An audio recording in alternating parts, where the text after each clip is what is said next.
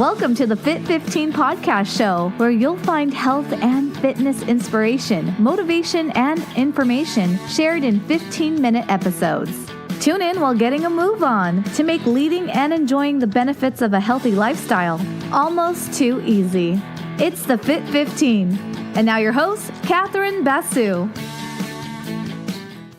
Welcome to the Fit 15 podcast show. I'm your host, Catherine Basu, and my guest today is Tina Muir. Tina is a 2:36 marathoner and Great Britain runner who recently shocked the running world by taking a hiatus to focus on starting a family and overcoming amenorrhea. Tina created the Running for Real community to foster a healthy mindset around running. This is a space where runners can explore, embrace, and get better from setbacks through inspiring podcasts, videos, and blog posts, and most importantly, sharing thoughts and experiences. Behind every personal best, there are plenty of personal not-so-bests, from beating ourselves up about just missed PRs to the injury blues to embarrassing falls. Running can really hurt, but we don't have to go through it alone. Well, welcome to the podcast, Tina. I'm so excited to have you as my guest today. Oh, thank you so much for having me. I'm excited to be here. So I was mentioning to you before we started chatting on the record that I remember being connected with you back in the big days of blogging, and then, kind of losing touch, and then following your podcast, which I love, and be like, oh, that's Tina. But one thing I loved back in those days, which this is I think over 4 years ago when I was first reading your blog, was just, I hadn't come across any other, or any, I guess I should say, serious runners at that time. And I was just starting my fitness business, and I'd had a running injury that was going on about a year at that time. And I remember feeling really down, not knowing who I was anymore because I wasn't racing, but just being re-inspired by you. So first I wanted to just thank you for that. Oh, that's so sweet. Thank you. And I loved being in that little community of, it was the days when everyone would hop on every morning and comment on each other's posts and talk about what we've done. And things have changed a lot since then, but, I do look back on that fondly, and you were a part of that, which was to see what you were up to as well, on a daily or weekly basis. So I wonder if you have any tips for, runners like myself or other runners, just based on some of the trial and tribulations of your running career, which, you're an elite runner, but I think we all kind of go through similar things. Anything you could share with anyone going through some kind of a struggle in their running journey currently? Yeah, well, I think the first thing I would say to anyone listening across the board, whether you are a first-time runner or a experienced runner who calls yourself a back of the pack or middle of the pack, which people often literally define themselves to me as I'm a runner, but I'm a runner, but, and it's always I'm a back of the packer, or I'm a slow runner, or I'm a new runner. But to me, that really doesn't matter. We all are out there going through the same struggles mentally, physically. Now, I will give it that a first-time runner, yes, you have some additional challenges because your body is what the heck are you doing? This is so different to me, and it is going to be difficult. But people often think that you reach a certain level and it suddenly becomes easy. It doesn't become easy. You just, over time, become a bit tougher, and you can learn how to handle it. But I still, as an elite, even at the top level, even now, still have those thoughts where I'm going into a hard day and I'm thinking, I don't know if I want to do this. I think I'm just going to run easy today.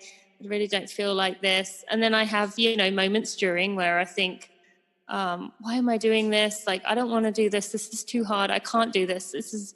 I'm struggling, whatever. So we all have those thoughts, and it doesn't matter who you are, what level you are, what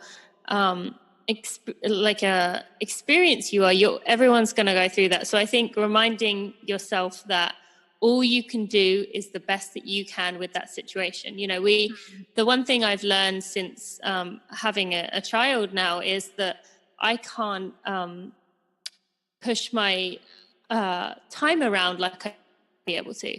And it's kind of more like everyone else in that you have a life, you have a full-time job, you have a family, you have maybe pets, there's all kinds of things that come into our lives. And I think runners, or anyone really, is very critical. We're very critical of ourselves, thinking that we need to be doing what this perfect Instagram or Facebook story of people is, when in fact we're all struggling during the run. We're struggling with motivation to get out on the run. and we're struggling afterwards, thinking that what we did isn't enough. So I think my biggest tip would be to say that it's okay to, not do everything perfect, to skip a day, to take it easy an extra day, to take a rest day, to do things like that, because the best thing you can do is listen to your body and what it needs, not everyone else's. I don't know if that actually answers the question there. No, I think that's great advice. And I've definitely experienced that myself. I mean, I had a race last month, and leading up to it, it was a marathon. It's like, you kind of get really paranoid. There's all these, well, I missed this workout, or I had to change this for family things, or for, just other stuff, personal things going on. And maybe I'm not going to have a good race, but then I ended up getting a PR. So it's, like the times that I actually listened to my body and took that rest, I think definitely paid off. So, so yeah, it's interesting. We really do come on really hard on ourselves, but not always necessary or not really recommended. No, absolutely. And the more you put that expectation of, I have to do something, I need to do this to prove myself, the less likely it is to happen. The more you kind of say, I'm going to do my best with the situation I'm in, and I'm just going to go out and enjoy myself, the more likely it is that you're going to be able to run well and make the most of it. So I like to practice like a lot of gratitude, just to say, I'm lucky to be out here, and I'm just going to enjoy it the best I can, because that's why I do it. And I'm not saying that if you think that you run along thinking, oh, this is so much fun, I love every second of this. We all go through those times where we think I'm going to stop, or like I've had enough, or why do I bother? But those are fleeting. But in the other moments, if you can kind of do your best to be appreciative of it, you're more likely to feel good overall. And then if you feel good, you're going to listen to your body, and it's kind of a good positive cycle.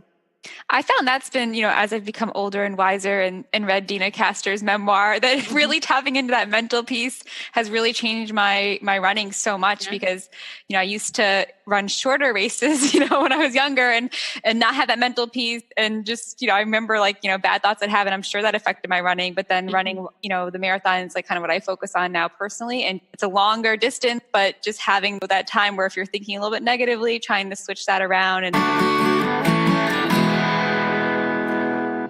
Hi friends, it's Catherine, and that sound is your halfway point reminder. If you're joining us and only have 15 minutes and going for that out and back walk, you'll want to turn around now. All right, back to our conversation. It can really change how you feel in that moment, even when it's not always easy. Absolutely. And again, it's so good to do that. But then just to everyone listening, what Catherine is saying, it's not that you're going to be thinking positive the whole time, but it's just learning to counteract those negative thoughts with positive things, or with a mantra, with thinking of someone who means a lot to you, changing it out of that moment to something positive rather than dwelling on the negative. So yeah. I love that. Well, I don't know. I mean, do you have any marathon tips for the marathon listeners, since I have you on? Yeah, sure. I think the biggest thing I would say with the marathon is that, it's the same thing that we hear often, is practice. Everything should be practiced. I mean, I often hear of people saying, I'm really bad at taking in water or drinking on the run or on the move. Well, the best way to overcome that is to practice. The more you can do it in your training. And yeah, I get that not everyone would have had the luxury that I had, where my husband would bike alongside me, but you could, set out a table outside your house, and you could, maybe on your driveway, and you could stop by that and practice grabbing, or you could, stash some bottles somewhere, maybe on a milepost or something. And yeah, I get there's a little bit of risk to that someone could take it or someone could knock it. But if it's somewhere in your area that you know and trust, or you could hide it in a bush, or I'd say practicing, taking on fluids is the biggest thing. Taking on fluids early is another thing within the marathon. People kind of feel like early on, they're like, I'm not thirsty, or, I don't want to waste my time drinking. But right. The more you can take in early, especially liquids, like if you could do every 2 miles, every 3 miles, that's better than kind of getting to mile 15 and saying, oh, okay, I'm thirsty now. But it's also at that point almost a little bit too late. Right. So taking on the fluids and the fuel and practicing with them is going to be huge. And I would say pick a race in the build-up, maybe 4 to 6 weeks out, a half marathon ideally, but a 10-mile or something like that will do, and practice everything you're going to do on race day. So you want to eat the meal that you're going to eat the night before. You want to eat the meal the morning of, at the time you're going to be eating. Okay, the race might not be the exact same time, but you can say, okay, the race starts at 8 on race day, so I'm going to eat 3 hours before, and then eat 3 hours before. You want to practice all your outfit, everything that you're going to wear, make sure nothing chafes. And if it does chafe, then you know to either change it or, find some kind of anti-chafe to rub on there so that it doesn't work. So you want to practice everything you possibly can the night before that race, so that you not only get to practice everything that you're going to use, but you also get to kind of give yourself kind of a rust buster of racing, so that on marathon day it doesn't seem quite so scary because you've already done this kind of rust buster race. So those would be some things. Very cool. So one thing that you've become kind of famous for is, speaking out about having amenorrhea and how that affected, your running and other goals that you had. Would you be able to share? I know it's a longer story than it's super ideal for our little short show, but would you be able to share anything from that with our listeners and just, people that might be going through something similar? Yeah. So for anyone listening who doesn't know about my story, as Catherine's already mentioned, I was an elite runner until 2016. I don't know if you'd still class me as that now. My intention is to eventually get back to elite running. So I'm on a hiatus, I guess you could say. But in 2016, I achieved my number one running goal of running for Great Britain in a world championship at the World Half Marathon Championships. And I noticed that suddenly my desire to push myself as hard as I had disappeared. I became a bit disenchanted with running. Running became a bit of a chore. I struggled. And we all go through phases of it like that. That's only natural. Even throughout one training cycle, you might go through a week or so where you feel tired and don't want to. But this was very different. It was almost like there was no turning my mind around. It was most times you'll say, I can't do this, or I'm too tired to do this. And there's always a comeback. Whereas this was, I'm done. And there's nothing you can say to someone who says, I'm done. So in my head, this was kind of building, I'm done. It just kept going around. And then my sister had a baby, and that planted another seed in my head that maybe it was time to start a family. But I hadn't had a period in 9 years partly because of my training. I was running 90 plus miles a week most weeks, but that wasn't the primary cause. The primary cause was I wasn't eating enough, and it wasn't intentional. I didn't have an eating disorder. I didn't kind of consciously make myself a lower weight, but my weight was too low for my body. I struggled with this mentally because I was technically in the normal BMI. Right. And so I thought, well, why do I not have a period when there's other women that are much thinner than me who do? So I struggled with that. But at the same time, it was my body. And just as we talked earlier about listening to your body, my body wasn't getting enough fuel. My body wanted to be at a heavier weight, and I wasn't letting it be that way, be it because of the high mileage I couldn't get enough in, or be it because I was making some choices, which I was, to eat very healthy, which meant I couldn't get enough calories in. So in March 2017, I finally kind of snapped, if you will, and decided I was done with running, at least for the time being. Decided I was going to take off as long as I needed off running to get my period back. That was the one consistent thing doctors had told me over the years was you have to stop running. And I knew that was going to involve weight gain. I gained about 20 pounds 15 pounds in 6 weeks, which is quite a lot to put on. Right. For a small runner too. But I did it, and I fell pregnant. That first cycle I ovulated. I was pregnant within 8 weeks, and I now have a beautiful 9-month-old baby girl. So that's kind of the story there. And I'm now I've become known as the amenorrhea girl, or whatever you want to call it. And so I love helping people with that. and making them feel better. I actually just finished a book which is coming out in January on it for people to read. But I think the biggest thing for me was accepting that it was about calories. I'd always been in denial that it was anything to do with calories. And again, it's not about how thin you are. It's about what your body needs. And my body needed, now 9 months postpartum, I have lost some of the weight I put on, but not much. I'm still probably 12. I don't know. I don't weigh myself, but I'm probably, I would guess, 12 to 15 pounds more than I weighed at my peak.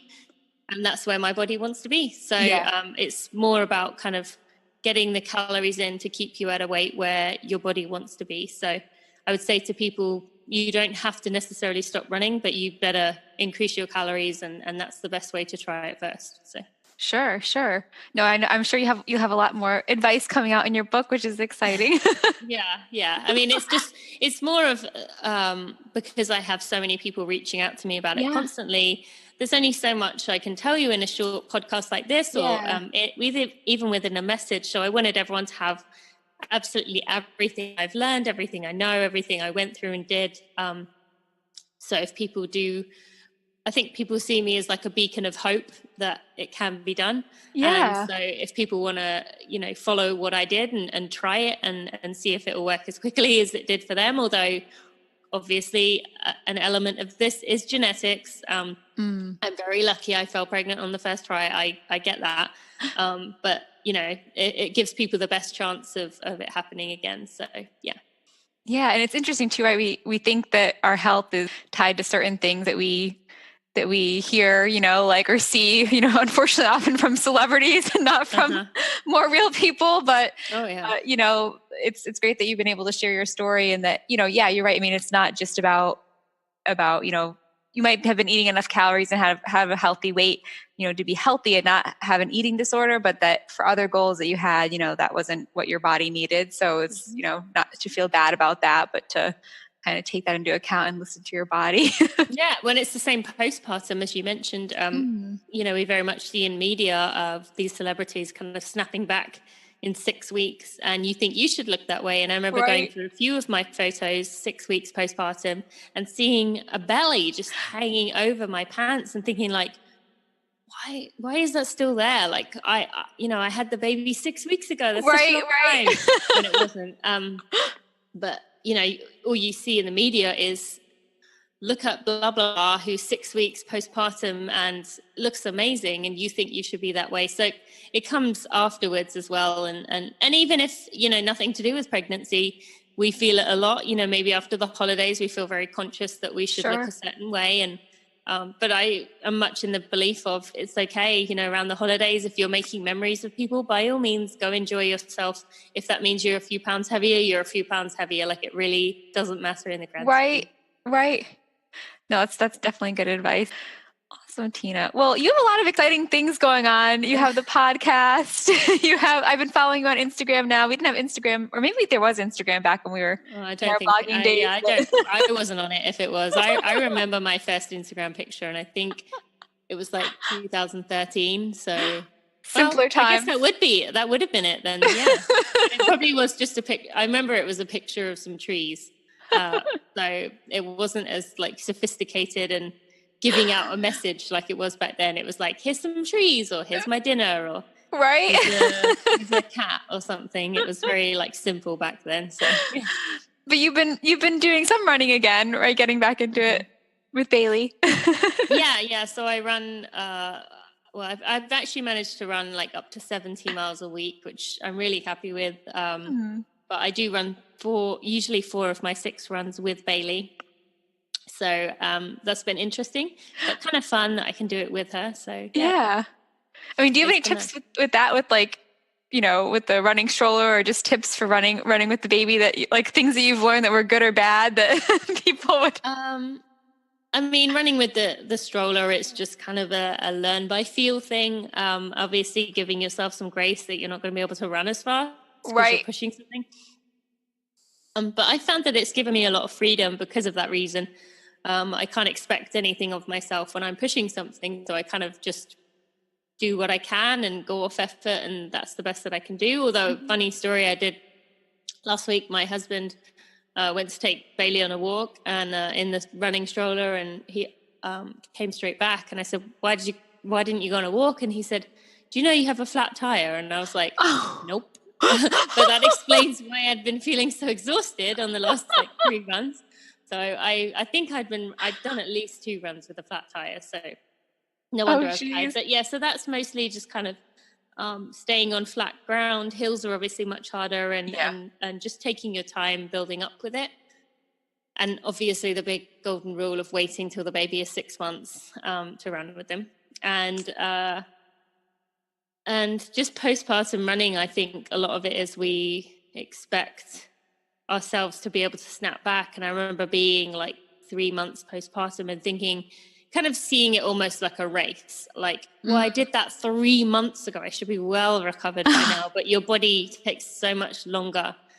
I mean, I still don't think my body is quite back to itself yet. And, coming up on 10 months. So I think it's so difficult to view it as more like, because when you finish a marathon, you feel like your body is completely wrecked. And I felt worse after marathons than I did the day after I gave birth. Sure.